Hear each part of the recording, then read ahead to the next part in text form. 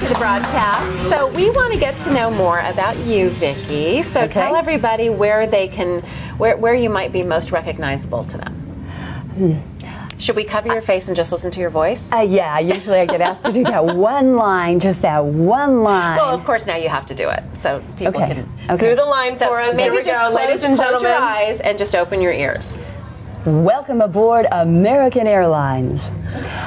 I never go to a party where they don't have me do the line, and I'm thinking, thanks. But you know how annoying it is when you're on the plane, any plane, and you have to put your seat up into the up and full right position, and the table away. Yeah, so I am annoying to a lot of people. You're not. I love it. You're so nice. It is the most wonderful company. So I'm not a paid. Well, I guess I am a paid spokesman for American, but only on their their messaging.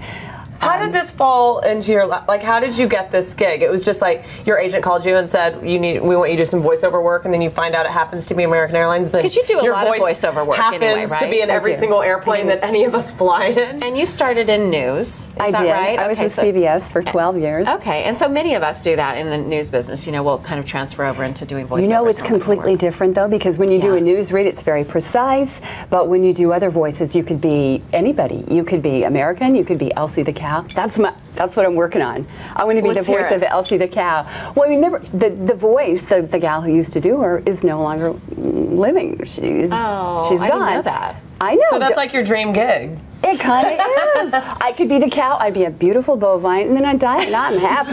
Beautiful bovine. I love it. You know what I think is so funny is I've done a couple voiceover things, but I really don't enjoy it because I hate hearing my voice back. You know, like if you hear your voice on a recording, it never sounds the way you think. Like mine does. Scott was saying, we showed a video the other day of an event that we were at. This was funny. And Scott and Ben, our dates, came out on the red carpet with us, and they busted a little dance move, and we showed the video, and Scott was just laughing at himself. He's like, "What's wrong with my voice?" He's like, "I sounded like this." Anyway, you have a great voice. You should do it. You both have great voices. I've been starting to do some radio spots for 1029 Now, and so I recorded some earlier this week for Cadillac, and I heard it for the first time, and it's like, I sound like that? That's annoying. You know the best piece of advice someone gave me, and tell me if this is correct, that when you're doing voiceover work, you almost have to smile as you speak. After that. You almost have to smile as you speak. Isn't that true? To give that sound, a smiling sound to your voice, a friendly sound to your voice. Well, it's like when you're talking on the phone to somebody, you can always tell if they're smiling or if they're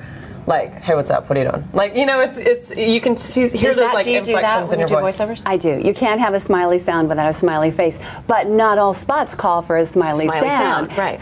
You're called to be all kinds of characters, so sometimes you have to be grumpy, angry, snotty, or sexy. I got one. It was like for a Lexus ad or something, and they wanted this really like sultry, sexy voice, and I'm like, I can't do this without cracking up. You go put on some lingerie and high heels and be like, "I'm just here to record my voice work." And now we've all got a picture in our head of that. I've got the heels. Oh, by the way, you know what? Okay, we should be talking about these shoes. Show me. Can you put your foot up here? We need a close up. I mean, I'm in a dress. This was Lisa's Mother's Day present. Isn't that nice?